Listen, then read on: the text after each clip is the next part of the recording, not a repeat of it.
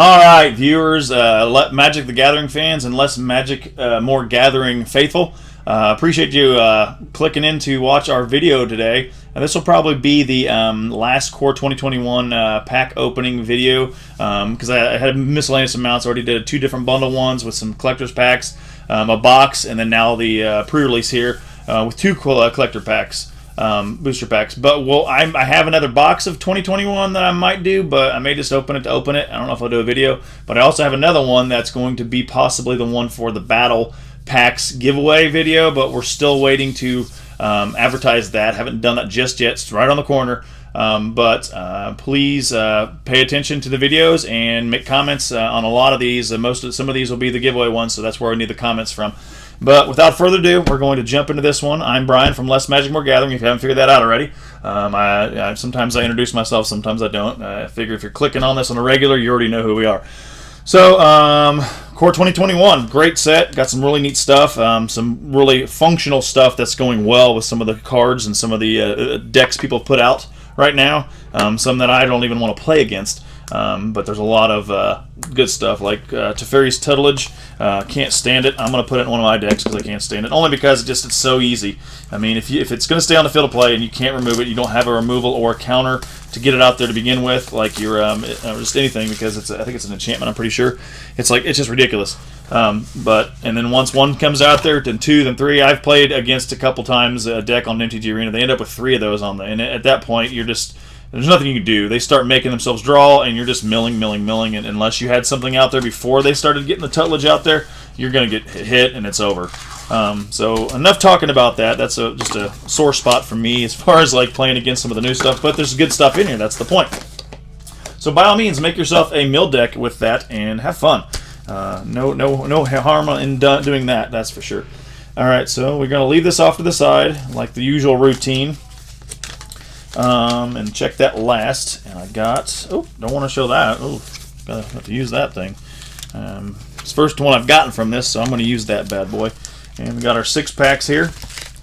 And we're just going to do one at a time. Shuffle right back to the good stuff. I'm probably going to skip. Are these done correctly? No, these are still backwards. These are all backwards. These are all of these are backwards. Everyone is backwards.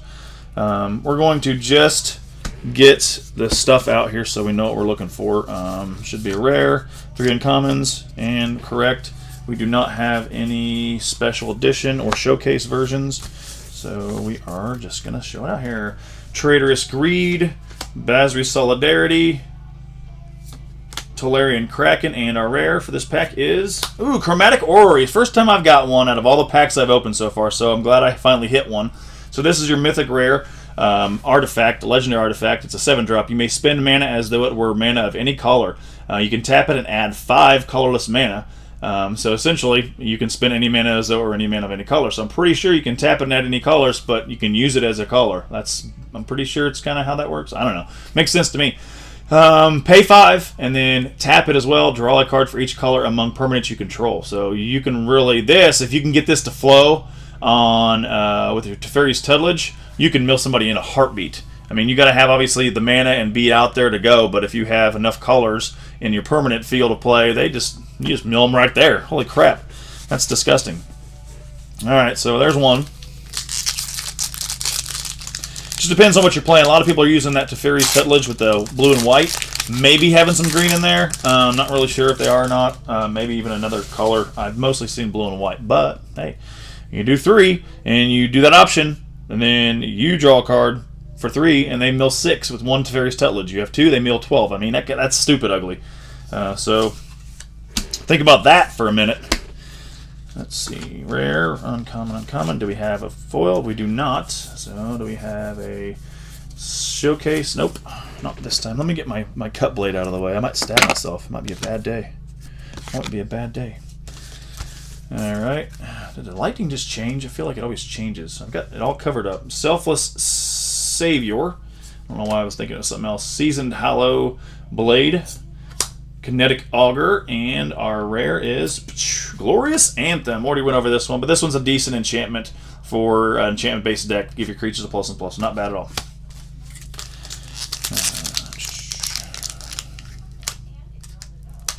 Oh, come on, open up, pack. Why are you fighting me?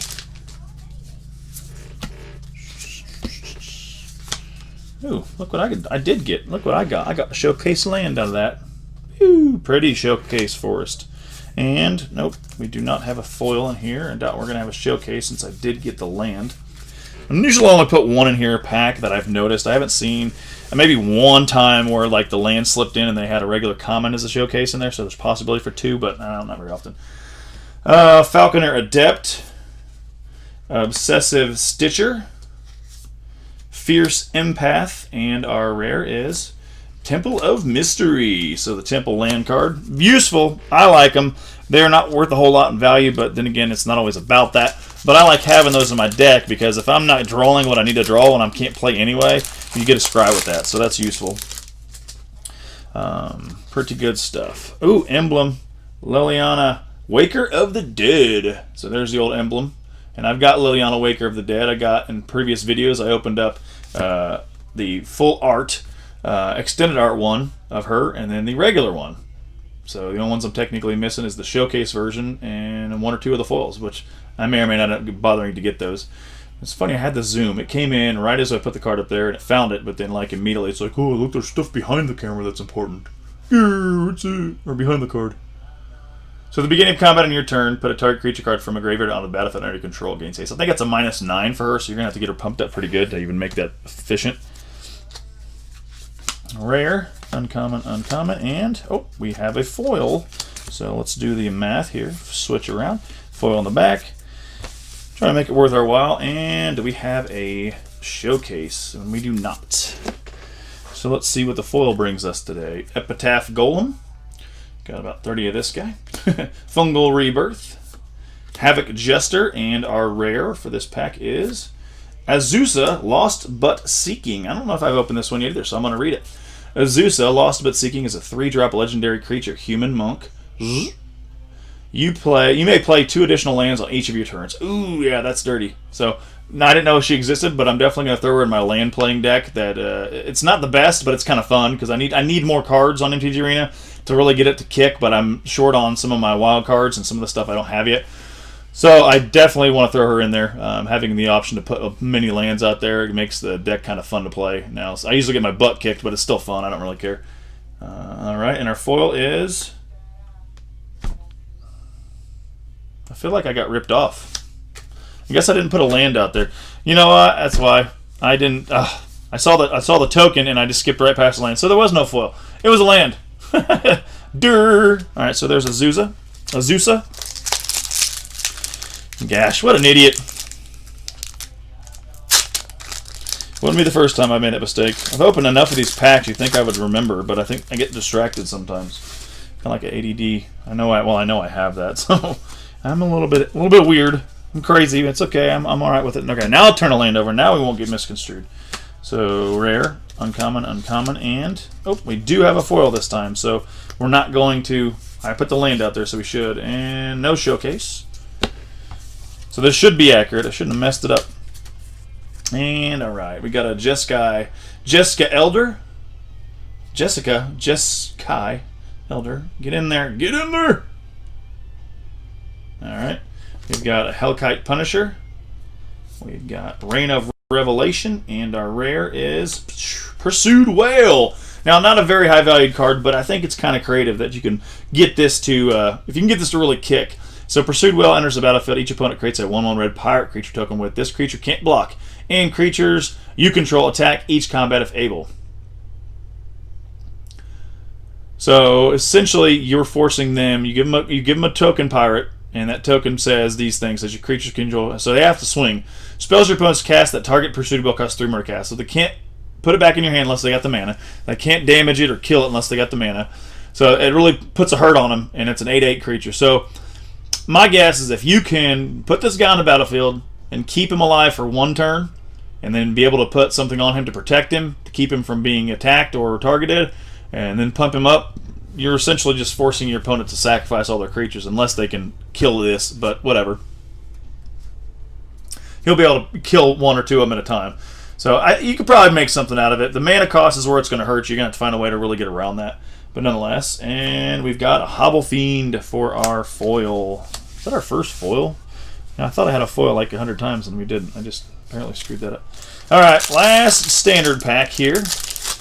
And then we will go ahead and show the pre-release card first before we hit the collector pack. So we will do that. Oh, that is not right. So that's a filler card. We got a land and rare.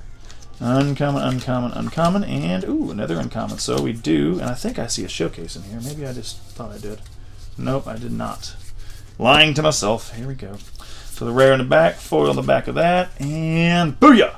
So first one up there is Bad Deal, Furious Rise, Warden of the Woods, and our rare is Fabled Passage. So I was really stoked to get these. Like every time they popped up in Throne of Eldraine, but now they, which they always seem to do, they always reprint these like one of these core sets shortly after.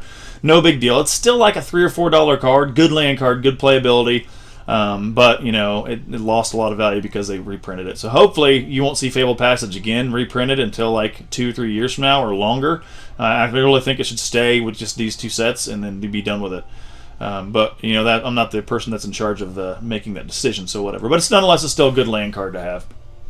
And our foil is a rare foil, so we did hit a rare foil. That's good. 2 foils, 1 rare, and it is Sublime Epiphany. Heard that's a pretty good card, not gonna lie. So it's a 6-drop instant card, so you can see the foil shiny. It says choose 1 or more. Counter target spell, counter target activated or triggered ability, return target non-land permanent to its owner's hand, create a token that's a copy of target creature you control, target player draws a card. So you can choose pretty much all of those if they need to apply. So if you have the money, you pay 6 instantly. You can counter that spell that you don't want to see happen. You can counter the target activated ability or triggered ability, which my guess is you're going to have one of those two happen. They're not going to do both in the same instance. I mean, because that'd be kind of dumb. There'd be I guess a stack to that, or how that would work. Because if you countered a target spell, they went to trigger an ability, you couldn't choose to counter that activated trigger. You'd have to pick one or so beforehand. Return target non-land permanent to its owner's hand, but you could probably pull that off. Create a token that's a copy of a creature control, and I've already read this twice now, I apologize, but you could literally almost do all these in one turn if need be. So that's pretty sweet, being able to have those options. But it's nice, and it's really cool artwork. I mean, you're inside this chick's head, and it looks like, I'm not even sure what it looks like in there. It looks like a big giant wedding cake inside her head, and it's sort of like layers, and it's nice and shiny. So that's a cool foil. I'll take that one. Not bad right there. So I don't know how much that's worth, but like always, I will have these posted on this video, and then you'll see what the value of this pre-release pick kit was, and then probably the value of both of these collector packs, and then total value. So you can see, generally what everybody knows what the purchase price is of most of these. I think the collector's packs at a certain point in time were going for about $20 a piece. They might be closer to 25 or 26 now. Core set pre-release pack 25 to 28, depending on which company you bought from. So this is sitting around $65 to $70 in value just for these things. So if I can get that back, then hey, that's always a good day. If not, no big deal. All right, here we go. So I'll flip it over, give you a few seconds to gawk at it. I'm hoping and crossing my fingers for an Ugin, but I haven't really got anything I wanted from these pre-release kits yet. Only a couple good cards I got out of the collector packs for my Corey I was looking to get, but we'll see. All right, here we go, and that is what came in my pre-release kit. So I hope everybody's getting a good look at this without too much glare. And I will look at it now. Temple of Mystery. So I kind of got ripped off. I already got one of those, so I pulled one out. It's not bad. I mean, anytime you get a foil land card's good, especially a rare, and then a stamped one's nice. So, I mean, it might be a $3 card, but nonetheless, we did get a Temple of Mystery pre-release card from this pre-release pack. So we'll take it and enjoy that card. Put it in my collection of stuff. And we will move on to pack number 1 of the collector boosters. Still crossing my fingers. I've opened a lot of packs, and I have not got an Ugin yet. I've gotten a Grim Tutor, I've gotten Liliana, I've gotten Teferi, I've gotten Baz-Rakhet, I've gotten a handful of other. I think I got the Fiery Emancipation. Is that what it's called? It's the whatever one where it's triple damage. I got a foil one of those in a pack. So I've gotten some good stuff out of the set. I just haven't hit the Ugin yet. I mean, where's the freaking Ugin? Isn't he supposed to be like the one everybody gets? Which I doubt. I mean, not everybody gets, but it's the one everybody wants to get. So, whatever. All right. So here is Roaming Ghostlight foil. These are really nice. These blue ones are pretty cool. There's a lot of really intense, bright flash to this guy. If you can see it, pretty good stuff there. So we'll put him over there in the compound. Hunter's Edge. Excellent card if you're trying to take off some of your opponents. Put a 1/1 counter on target creature you control, then that creature deals damage equal to its power to target creature you don't control. All right, and then Destructive Tampering. Radiant Fountain. Ah, there's another foil land. I like when I get these. So Radiant Fountain. And onto the uncommons. Furious Rise.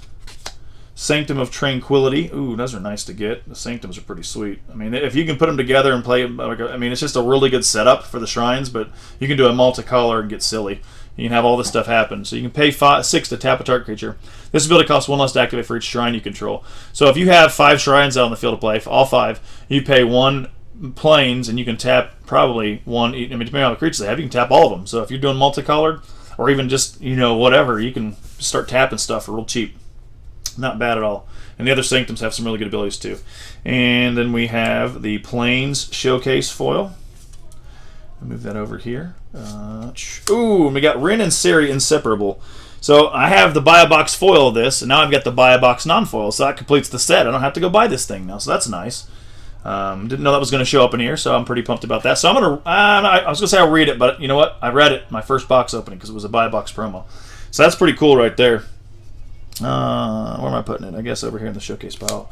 Solemn Simulacrum. I got that the other night, or the other day when I did the bundle in collector pack, standard one. I got the regular one, but this is the foil, so now I got the foil to go with that. So that's pretty cool. Can't complain. I'll have to move these up here. They're sliding around. It's pretty good. And our next one is another rare Ghostly Pilferer foil. Talked about that guy. So there's the Ghostly Pilferer. And boom, Garruk's Gorehorn Showcase, standard, non-foil. So I've got a couple of these guys already. And Chandra's Magmut Showcase, non-foil. Pretty cool. Still good drawing, good artwork, good design. And our next one is, boom, Massacre Worm extended art. So this is a really cool card. I like this one. And I've got 2 of them, non-extended art versions, but I got 2 of these. Now this makes 3, and I has a 4th one. I do have a 4th foil one. That's like a $60 card that I could put in here if I want to put 4 Massacre Worms in my deck from Marauding Besieged. It's an older set, but it still applies. Same card, same, it's still standard. It's legal. But I don't know. I'd have to really come up with something. I mean, because you kind of can do this to mix in with... I forget what it is, but it's the 6-drop Kaya, black and white. I think she's a Kaya. I'm not sure exactly if it's her or what, but one where it makes all your opponent's creatures with a -1/-1, and yours get a +1/+1. So this, coming on the field of play, now makes them all -3 if they're not already close enough to be dead. You could really combo some damage with those 2 cards. So maybe I'll make something jank with this and see what can happen. Nonetheless, that's pretty cool, though. Full extended art. And Chandra's Magmut foil. Showcase, so I've got one of those. And the next one is the Solemn Simulacrum extended art foil, or borderless. So I got this one the other night. I don't know if it's out here right now. It might be. I think it's up on a stack somewhere. I moved it out of the way because it was just kind of sitting there. But I got that the other night from the previous box, I think it was, without the foil. So now I've got the foil version. So I'm getting all these matching pairs, no problem. And the last one is our token, Zombie and Knight token. So we got some good stuff. I'm not going to lie, that was pretty impressive. I'm pretty happy about that. We'll take it and run with it. All right, still no Ugin though, unfortunately. Still no Oogies.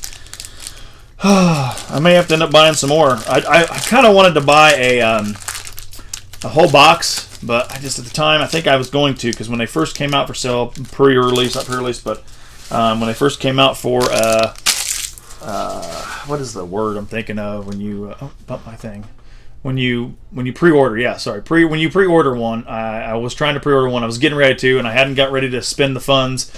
And then I went to go spend the funds. The box had been sold, or whatever box was available, so it was no longer available. And it was like $220, I think, or right. I don't know. It was a pretty good price for what it is going now. So I was like, man, I should have just grabbed one of those.